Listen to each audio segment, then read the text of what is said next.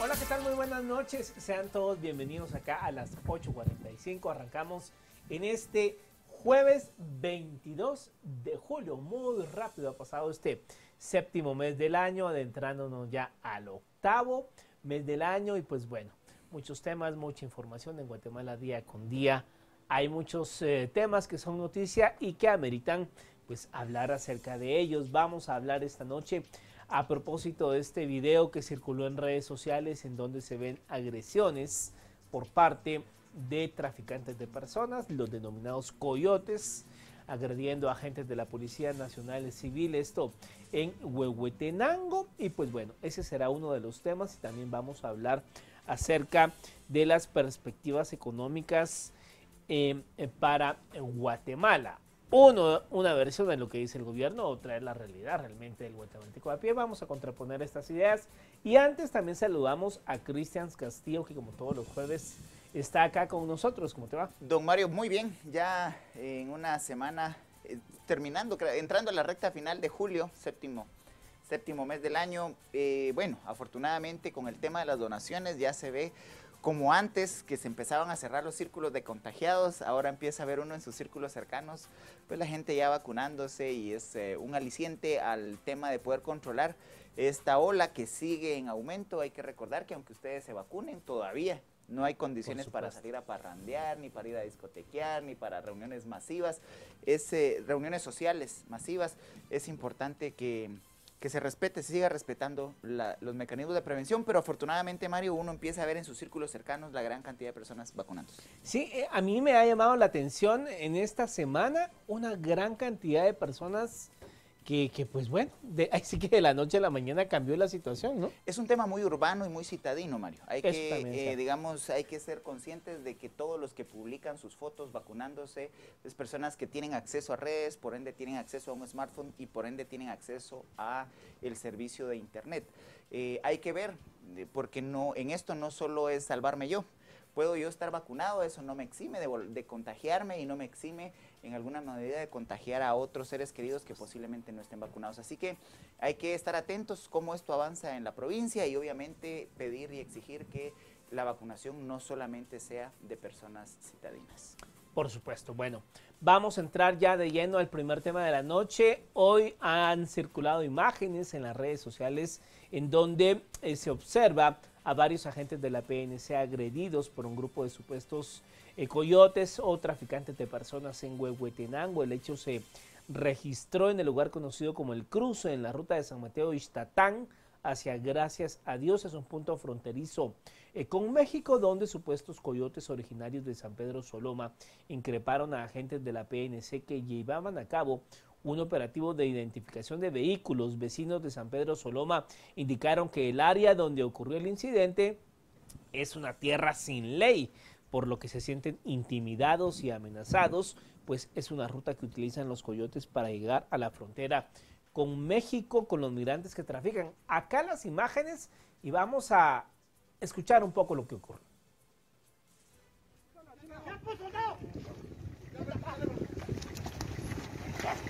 Vamos allá. ¿Qué es que ese chapu soldado, güey?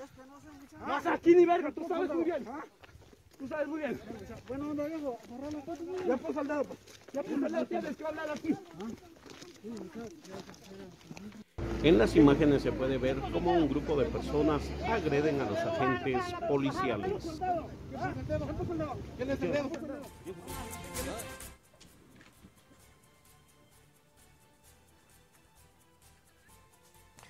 Bueno, ahí las imágenes, ven ustedes, inaudito, una afrenta al Estado, porque al final son las fuerzas de seguridad y vean, estas no son personas, bueno, vean ustedes los vehículos y esto pues nos da pie de que no son campesinos, no son personas, digamos, de escasos recursos, molestan, no. Estos son identificados por los vecinos del lugar, traficantes de personas denominados coyotes que sacan a la fuerza pública a patadas, porque literalmente fue a patadas. Vamos a enlazarnos a esta hora de la noche para analizar estas imágenes y darle lectura a esto con el coronel Mario Mérida, experto en temas de seguridad, y también con el licenciado Francisco Quesada, experto en temas de seguridad. Él hace parte del equipo de investigadores del CIEM. Gracias a ambos por estar acá. Buenas noches. Empezamos con usted, Coronel Mérida. Realmente las imágenes... Buenas noches, licenciado Quesada. Y las escenas son complejas. Hemos visto ya estos cuadros, por ejemplo, en Huehuetenango y en San Marcos, en donde se toman rehenes a policías para ser intercambiados por camiones de contrabando, o el caso de Izabal, en donde de manos de los policías, los comunitarios pues recuperan a presuntos narcotraficantes capturados. ¿Cómo se da la relación entre cuerpos de seguridad y estructuras criminales que operan en estos territorios pues bastante alejados de las áreas más citadinas y las áreas más urbanas? Bueno, muy buenas noches. Es un gusto estar aquí con ustedes en el programa. Yo lo que veo es realmente el tema de la actuación de la policía es bastante complejo y tiene demasiadas aristas, digamos, para tratarlo. Uno de ellos es, yo comenzaría por plantearme cuál es el dispositivo que tiene la comisaría de San Marcos para atender una parte de los 963 kilómetros lineales de frontera que tenemos con México. Dos, el tema de qué tanto interés hay en realizar, digamos, una actividad de seguridad transfronteriza seria, digamos, que realmente permita, digamos, reducir la oportunidad de las expresiones criminales. Y digo esto porque a mí me parece insólito. Yo sé que de la academia no se usan ese tipo de palabras, pero me parece insólito que en un lugar tan complejo como ese hubiese únicamente 2 agentes, ¿okay? Que nunca hacen intento de echar mano de sus armas, digamos, que prácticamente están solos en ese lugar. ¿Qué tan importante es esa posición para que hubiese 2 agentes de la policía nada más ahí, sin un auxilio? No vi tampoco una unidad de policía que estuviera cerca, y vi la actitud de los sujetos que actúan con total impunidad y con desprecio a la autoridad. Y sin contar que al final pues uno trata de escapar y los agresores pues todavía logran alcanzarlo y detenerlo. Y fundamentalmente, para terminar esta parte, es obvio que dentro de la policía hay un flujo de información para facilitar la operación, que se puede deducir a través de la insistencia de uno de ellos, decir quién les había puesto el ojo. Es decir, este tipo de circunstancias hacen difícil atender efectivamente la seguridad en esta área. Licenciado Quesada, digamos, ¿cuál es su lectura y su percepción al ver estas imágenes? Vemos a estos tipos pateándole la cara a los agentes de la PNC, sacándolos, o sea, y también hago referencia a lo que dice el coronel Mario Mérida.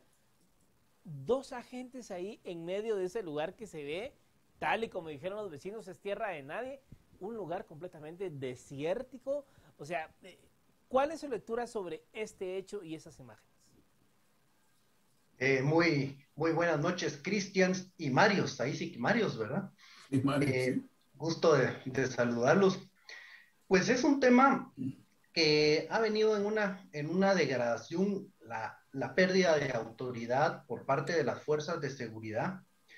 Es un tema que lo que está alrededor de ellos es que las fuerzas se ven muchas veces aisladas y se ven sin un apoyo, en el sentido de que si hay un hecho donde la fuerza de seguridad participó, y inclusive haciendo uso racional de la fuerza, como que el mismo Estado se convierte en depredatorio del propio elemento de seguridad, dándole la espalda y acusándolo.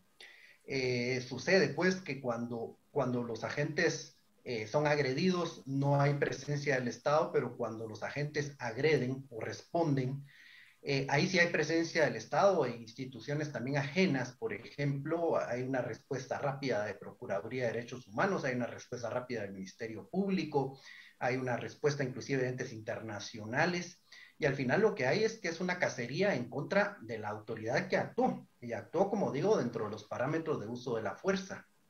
El agente, por ejemplo, de policía o el miembro del ejército sabe que puede ser detenido muy fácilmente, sabe que se va a ir abandonado en una prisión sin ningún respaldo, su familia, etcétera. Entonces lo que hace es que lo piensa mucho. Y lo piensa de tal manera que se pone él en riesgo, pero no hace uso de su equipo, con tal de que esto no llegue a más. Recuérdese el lamentable hecho que sucedió en Izabal hace como 2 años.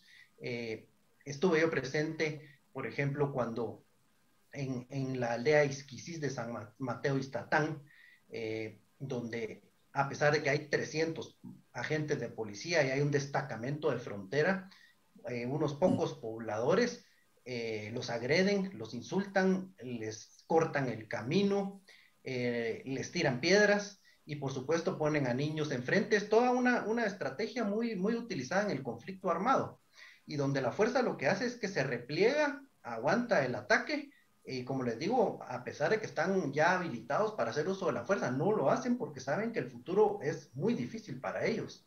Entonces ahí lo que hay es una degradación de la autoridad, y al final de cuentas pues ya hay una ruta que saben estos delincuentes, porque ya son crimen organizado, ya saben cómo operar, ya saben cómo provocar, saben cómo victimizarse, sobre todo lo hacen muy bien. Entonces al final de cuentas lo más que puede pasar, y lo tienen muy presente las fuerzas de seguridad, es que si actúan van a ir a pasar a la cárcel, y no precisamente los delincuentes, sino la fuerza de seguridad, y como digo, en pleno uso racional de los medios de defensa. Coronel, usted hacía referencia a las capacidades de la policía en el departamento. ¿Qué pasa con el ejército? Estas áreas que son abiertamente utilizadas por estructuras del crimen organizado, en este caso de personas presuntamente dedicadas al tráfico de personas, son enfrentadas además en las áreas territoriales, en las áreas transfronterizas, perdón, por estructuras conjuntas entre Ejército y Policía Nacional Civil. ¿Cuál es el papel del Ejército en este tipo de territorios y de acciones, y ante este tipo de acciones? Pues desde mi particular punto de vista, digamos, y como oficial en situación de retiro, considero que el Ejército debería tener un mayor protagonismo en el tema de servir, digamos, de un soporte a la Policía Nacional Civil inmediata. Y esto, digamos, requiere también algo que es muy trillado, pero hay que decirlo, de que el Sistema Nacional de Seguridad realmente funcione para lo que fue creado. Es decir, si se puede generar desde esa instancia, digamos, que fue creada para eso, una descentralización de labores, también asignándole responsabilidades a los gobernadores departamentales, que parece ser que solo están, digamos, para llevar a cabo las obras geográficas nada más.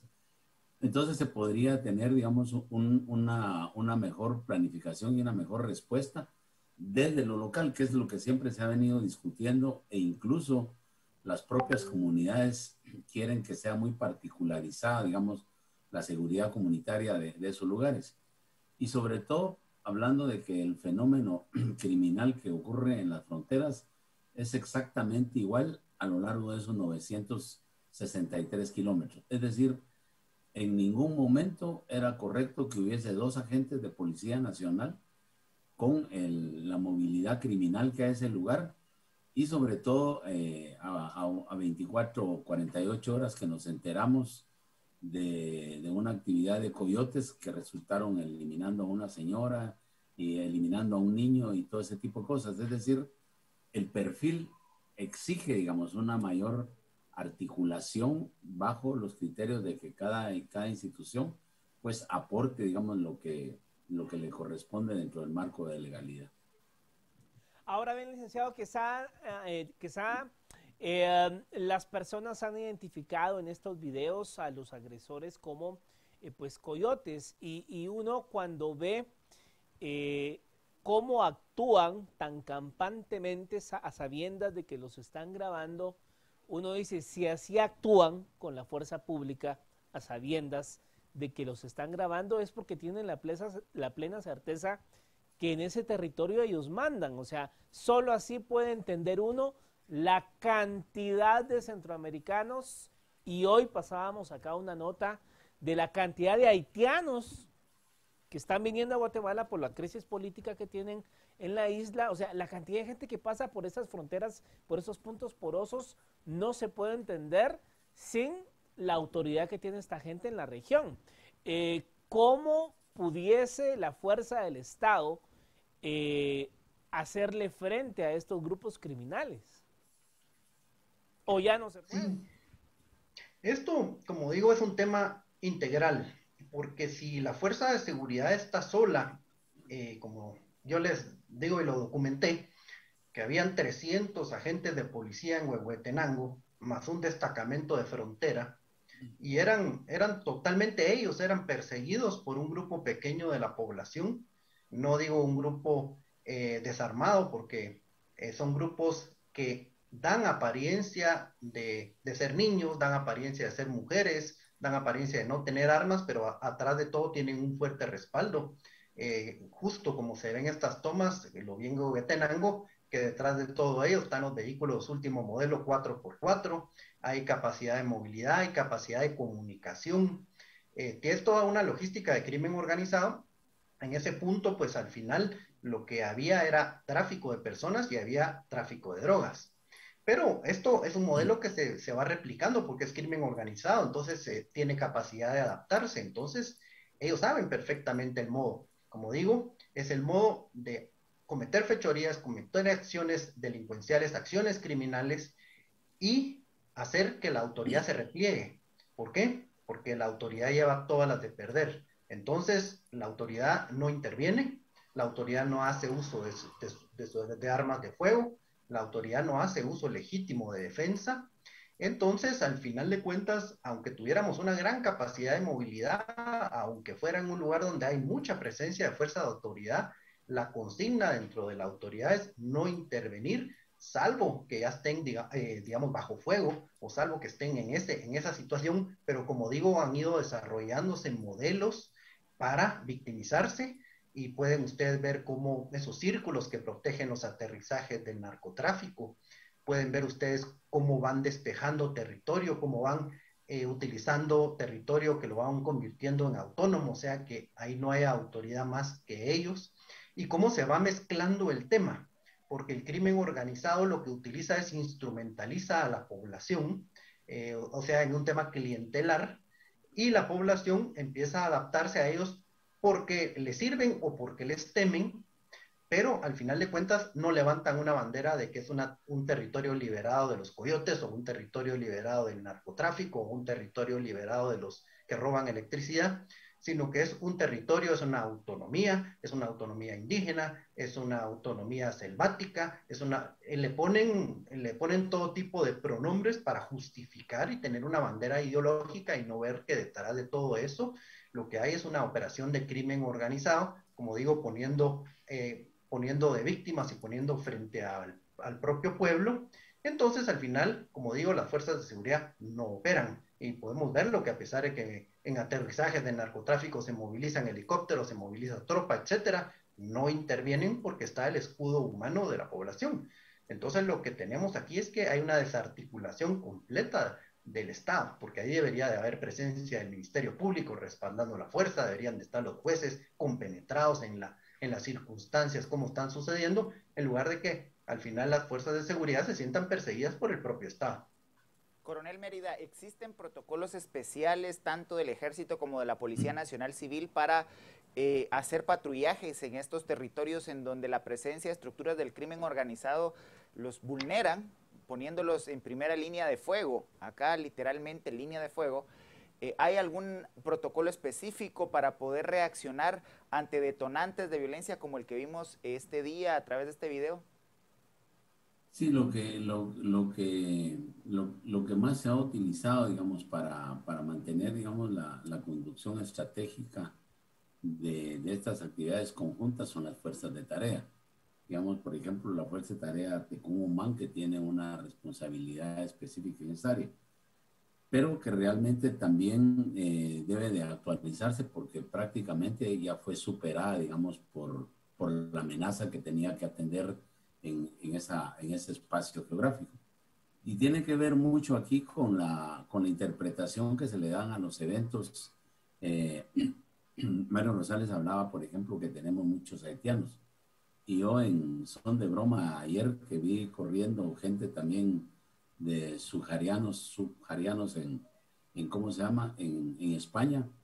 Lo primero que arribó al lugar pues fueron traductores en francés para atender esa colonia española.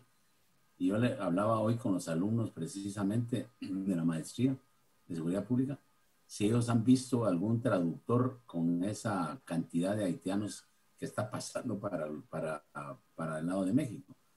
Es decir, nos quedamos con unas actitudes estáticas o quizás indolentes en atender la amenaza. Es decir, no hay innovación tampoco, digamos, en las estrategias. Y a pesar de esto, que seguimos hablando de que estamos en el modelo de seguridad ciudadana, donde la participación del ciudadano es vital. Mientras no se logre articular, digamos, el rol que juega el gobernador, las tareas que puede desempeñar en apoyo del Ejército de Guatemala en esa región y mayores efectivos, una mejor composición y conocimiento de parte de los policías en cuanto a la distribución estratégica de esos recursos efectivos, prácticamente esa zona la vamos a perder y yo me atrevería a decir que las antiguas amenazas que teníamos se van a activar por los diferendos que va a haber entre las comunidades vecinas, entre unos y otros municipios, que es una enorme cantidad de población. Quizás es la frontera que más personas tiene por el espacio de habitantes que hay tanto del lado mexicano y del lado guatemalteco. O sea, la densidad poblacional es altísima. Ahora, licenciado Quesada, hoy la Cancillería daba a conocer un dato por demás preocupante. Se detuvieron a 160 guatemaltecos que ingresaron a Arizona de forma irregular por el desierto de Arizona. Y de esos 160 guatemaltecos, 130 son menores de edad. Uno se pregunta cómo un grupo de 130 niños puede llegar hasta allá. O sea, México no es precisamente del tamaño de El Salvador, pues. O sea, uno se pregunta cómo pasan esas fronteras, cómo llegan hasta allá. El desierto de Sonora colindante con Arizona, o sea, son unas extensiones. Tiene que haber convalidación de autoridades, tiene que haber, porque uno no se puede explicar cómo un grupo de 130 niños pueden llegar hasta allá arriba. Entonces, mi pregunta va en el siguiente sentido. Esta gente literalmente y prácticamente ya tomó las fronteras del país, tanto del lado guatemalteco como mexicano. Esto veámoslo como crimen organizado. Crimen organizado es algo que puede mutar, se puede pasar de una actividad a otra, o sea que ya tienen los elementos, ya tienen el apoyo logístico, lo que buscan es el negocio de oportunidad. Entonces, por eso vamos a verlos operar como lo que vimos en las tomas de hoy, lo vamos a ver operar en el mismo sentido exacto cuando defienden actividades de narcoactividad, los vamos a ver en el mismo sentido exacto cuando defienden a comunidades que roban energía eléctrica, lo vamos a ver en el mismo sentido como El Salvador lo vivió cuando defienden la actividad de las maras. Lo que sucede es que ahora los citadinos lo vemos como algo lejano y que no se va a presentar acá, entonces lo somos como espectadores. Pero esta manera de operar no solo es fronteriza, esta manera de operar se va a ir generalizando hasta que ya toque centros urbanos, como lo ha sucedido en otros países, el mismo Estados Unidos lo vivió. Entonces, si no empezamos a reaccionar y los guatemaltecos a pensar en un solo país, en recuperar la soberanía y no de que si no me toca, no me importa, pero lo vamos a empezar a vivir los bloqueos, que nadie los condena, que pareciera que es una reivindicación, vamos a empezar a ver que muchas personas aplaudieron la quema del Congreso y los que estaban ahí eran víctimas, no eran criminales, pero si los guatemaltecos buenos no nos unimos y no realmente condenamos estas actitudes del crimen organizado y estas actitudes de gente que se aprovecha, entonces lo que va a haber es que cuando sintamos, van a venir a tocar la puerta a todos de nuestra casa y nos van a desalojar.